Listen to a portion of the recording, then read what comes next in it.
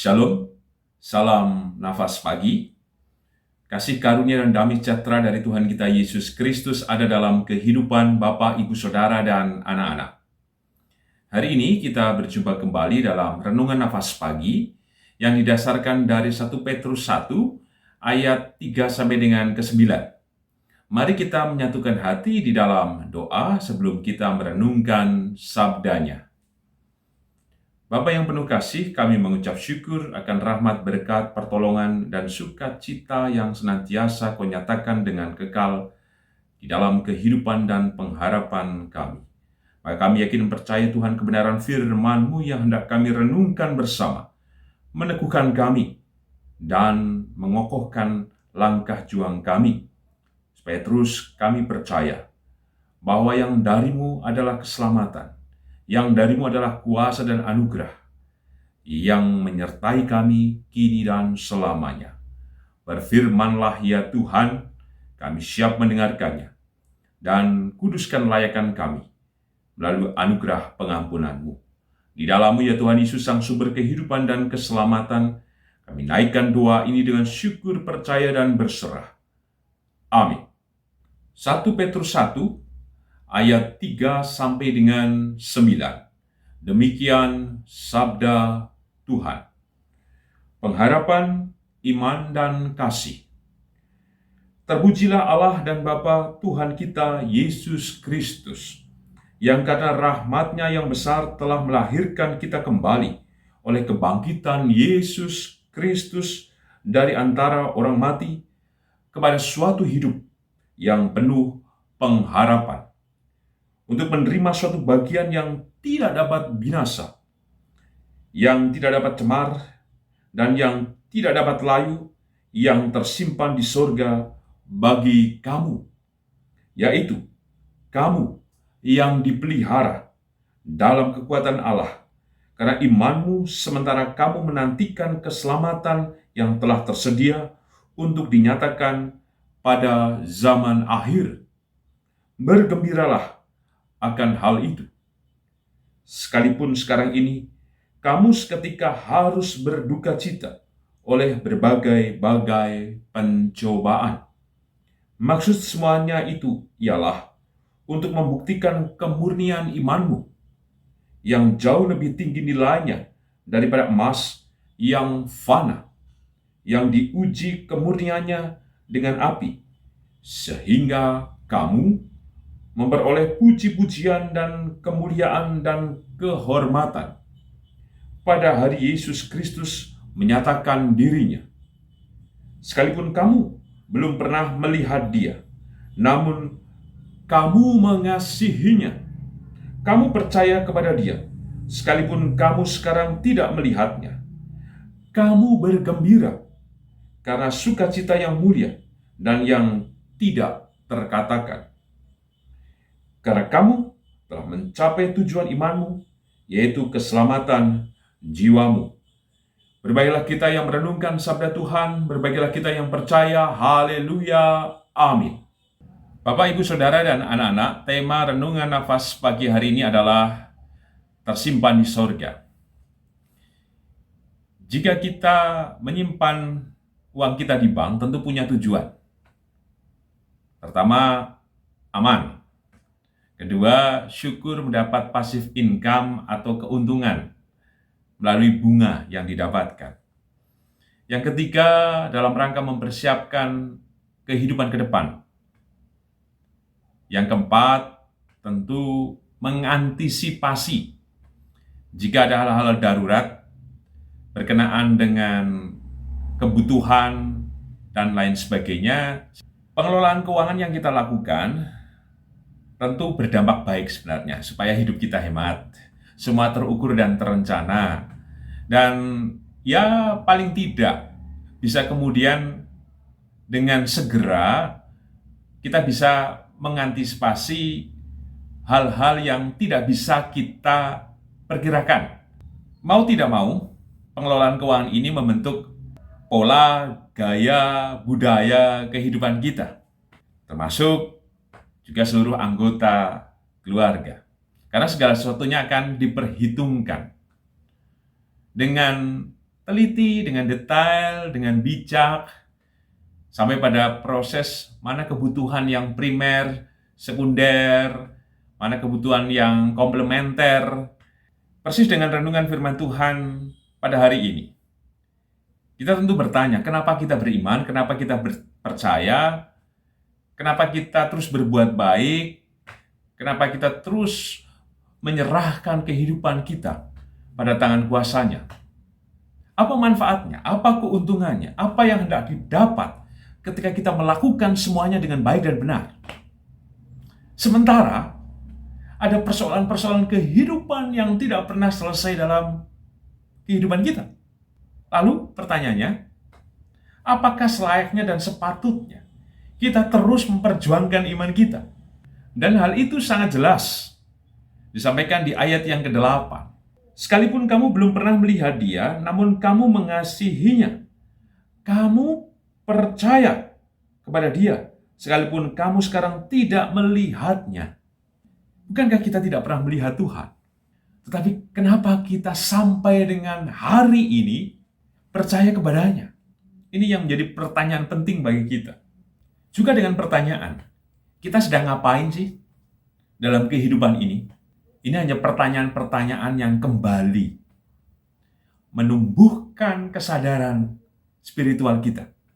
Ya, yang ada dan nyata itulah yang sesungguhnya telah kita jumpai dalam berbagai peristiwa kehidupan, bahwa kita telah menemukan kekuatan, kasih, kemurahan, pertolongannya, dan keselamatannya itu. Sehingga kehidupan kita sampai saat ini tetap kokoh, tetap teguh. Sekalipun mungkin di antara bapak, ibu, saudara, yang kakung, yang putri bersedih, terluka, menderita, tetapi kembali ada karya, ada kekuatan yang kita jumpai dan kita amini bahwa itulah Tuhan yang berkarya. Hal inilah yang ada dalam kebenarannya di ayat yang ke-5, yaitu kamu yang dipelihara dalam kekuatan Allah karena imanmu, sementara kamu menantikan keselamatan yang telah tersedia untuk dinyatakan pada zaman akhir. Betul, kita tidak melihat Tuhan, tapi kekuatan Tuhan telah menolong, telah menyapa, dan kekuatan Tuhan telah menyatakan kuasa dan mukjizat-Nya. Tanpa kekuatan Tuhan, kita tidak berdaya. Justru dari kekuatan Tuhan yang hadir, kita disejahterakan. Kita menemukan damai. Kita menemukan pemulihan. Dan kita menemukan kesegaran yang darinya. Sehingga dalam berbagai hal, kita tetap memiliki pengharapan. Di ayat yang ketiga, terpujilah Allah dan Bapa Tuhan kita, Yesus Kristus, yang karena rahmat-Nya yang besar telah melahirkan kita kembali oleh kebangkitan Yesus Kristus dari antara orang mati kepada suatu hidup yang penuh pengharapan. Sekalipun tadi tidak melihat, tapi menemukan kekuatan yang dari Tuhan yang memelihara. Dan dari kekuatan itulah kita bisa melihat ke depan dengan pengharapan. Bahwa sekalipun bertubi-tubi persoalan, tantangan, hambatan, dan beban kehidupan yang kita tanggung, tapi kita menjadi percaya bahwa keselamatan Tuhan itu senantiasa berbicara dan menjawab kehidupan kita. Dan itu nampak di ayat yang ke-6. Bergembiralah akan hal itu. Sekalipun sekarang ini kamu seketika harus berduka cita oleh berbagai-bagai pencobaan. Ada kegembiraan. Ya betul, susah untuk bisa senyum, bisa tertawa dalam pencobaan. Tapi kata bergembira mengajak kita bersama bahwa di dalam pengharapan yang dari Tuhan itulah kita akan menjumpai berkat. Kita akan menerima kuasa. Kita akan menemukan karya yang besar. Sekali mungkin saat ini kita masih tertutup awan gelap. Kita tidak bisa bergerak. Kita tidak bisa ngapa-ngapain. Tapi mari kita bergembira. Bahwa pengharapan yang dari Tuhan tidak pernah berhenti atas setiap permohonan dan doa kita. Untuk itu pesan apa yang kita terima dalam renungan nafas pagi hari ini? Yang pertama, kita perhatikan di ayat yang ke-7. Maksud semuanya itu ialah untuk membuktikan kemurnian iman, bahwa kita terus diproses. Dan dalam proses iman kita tidak ditinggalkan sendiri. Bahkan kita semakin diteguhkan, kita dikokohkan, kita semakin dibentuk menjadi emas murni yang nilainya lebih daripada yang lain. Emas yang murni inilah yang pada akhirnya menjadi sikap tubuh jiwa roh kita untuk senantiasa hanya bergantung kepada Tuhan, sehingga keselamatan yang darinya tidak pernah terlepas dari kita, karena kita hanya menyerahkan pengharapan itu kepada Tuhan. Yang kedua, kita perhatikan ayat ke-8. Kamu bergembira karena sukacita yang mulia dan yang tidak terkatakan. 2 kali di teks ini menyebut kata bergembira. Di ayat ke-6 dan ayat yang ke-8. Kegembiraan apa sih yang bisa kita temukan dan dapatkan dalam iman dan pengharapan kita kepada Tuhan? Apa bergembira berarti kita selalu ngekek, hahaha terus? Terus kemudian kita lepas dari segala persoalan? Tentu tidak. Bergembira berarti ungkapan syukur. Bergembira berarti melihat ada pengharapan. Bergembira berarti meyakini bahwa Tuhan itu hadir. Bergembira berarti terus merayakan kehidupan ini dengan senantiasa menaruhkan apapun yang ada dalam diri kita kepada Tuhan. Dan jika itu kita lakukan, hati kita akan penuh dengan sukacita. Berat apapun yang kita hadapi tidak akan pernah meruntuhkan. Justru di tengah berbagai persoalan yang kita hadapi, kita akan semakin kuat oleh karena kita menemukan kekuatan yang dari Tuhan itu. Sebagai penutup renungan nafas pagi hari ini dengan tema tersimpan di sorga. Persis tadi yang saya katakan di awal. Ketika kita menabung dengan harapan ini dan itu, tentu kita pada akhirnya juga mendapatkannya. Bahkan ketika mengelola dengan baik keuangan kita, kita akan mendapat hasilnya atau buahnya pula.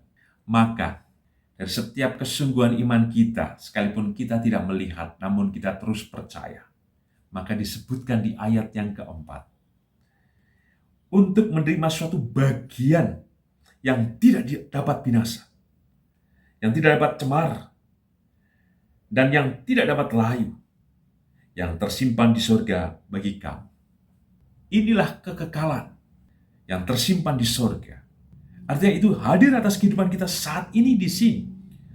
Dan juga nanti, jika kita terus mau menempuhnya, diuji, tadi seperti dimurnikan, bagaikan emas. Dan kita tetap bertahan, kita tetap berjuang dalam iman. Yang tersimpan di surga itulah. Kita seperti menemukan laba, mendapatkan keuntungan, mendapatkan hasil, mendapatkan buah. Maka yang kita harus lakukan adalah terus mengelola kehidupan kita untuk terus percaya kepadanya, bahwa semuanya tidak akan sia-sia, karena yang tersimpan dari surga ada keselamatannya. Di ayat yang ke-9. Karena kamu telah mencapai tujuan imanmu, yaitu keselamatan jiwamu. Yakinlah bahwa kita telah menerima keselamatan yang dari Tuhan, yang tersimpan di surga, telah hadir juga memenuhi tubuh jiwa roh kita melalui anugerahnya, melalui kekuatannya, dan pengharapan yang ia terus nyalakan dalam langkah hidup kita. Yang tersimpan di surga adalah berkat-Nya yang menjaminkan kita hidup bersamanya dengan kekal di dalam kerajaan surga. Amin. Mari kita menyatukan hati di dalam doa. Kami mengucap syukur Tuhan untuk kebenaran firman-Mu yang telah kami terima. Mampukan kami terus Tuhan berjuang dalam iman kami, bahwa yang tersimpan di surga adalah berkat kasih kemurahan-Mu yang kekal, yang tidak cemar, yang tidak layu, yang tidak akan binasa. Untuk itu teguhkan kami Tuhan, Sekalipun kami tidak melihat-Mu secara fisik, tapi biar kami melihat pada yang ada dan nyata yang dari-Mu, kekuatan-Mu, kasih-Mu, kemurahan-Mu, pertolongan-Mu, yang menyambut dan menyapa kami dengan anugerah-Mu yang besar itu. Maka tolonglah kami Tuhan, mampukan terus kami beri pengharapan bahwa di dalam-Mu Tuhan ada kuasa dan keselamatan yang menyertai kami. Maka tolonglah juga atas kehidupan yang kami sedang jalani, berbagai rupa pergumulan, pergulatan, pencobaan, keputusasaan dan beban berat yang kami hadapi. Tolonglah kami Tuhan. Segarkan tubuh jiwa roh kami supaya kami terus percaya pada kasih kemurahan-Mu yang tak pernah terbatas itu. Demikian juga Tuhan, berkati anak-anak kami, dalam studi anak-anak kami, berikan kecerdasan, kekuatan, rahmat, dan berkat untuk anak-anak kami, supaya mereka terus berproses di dalamnya, dan mereka sampai pada tujuan dari harapan mereka akan masa depan mereka. Kami yakin Tuhan, Engkau memberkati anak-anak kami dan cucu-cucu kami Tuhan, termasuk juga apa yang sedang dirintis oleh anak-anak kami dan cucu kami Tuhan, dalam pekerjaan mereka, dalam usaha mereka. Berkatilah ya Tuhan Yesus. Kami juga berdoa untuk kehidupan bergereja.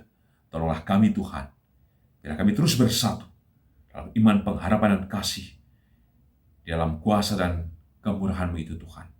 Dan biarlah kami terus saling mengokohkan, saling menopang, dan menyatakan damai sejahtera atas kehidupan persekutuan. Dan kami juga berdoa untuk bangsa dan negara kami yakin Engkau menolong. Kami yakin Tuhan berkat-Mu hadir dengan cinta dan kelimpahan kasih-Mu itu. Di dalam-Mu ya Tuhan Yesus, Sang Sumber kehidupan dan keselamatan, kami naikkan doa ini dengan syukur, percaya, dan berserah. Amin. Tuhan Yesus memberkati Bapak, Ibu, Saudara, dan anak-anak kini dan selamanya. Amin.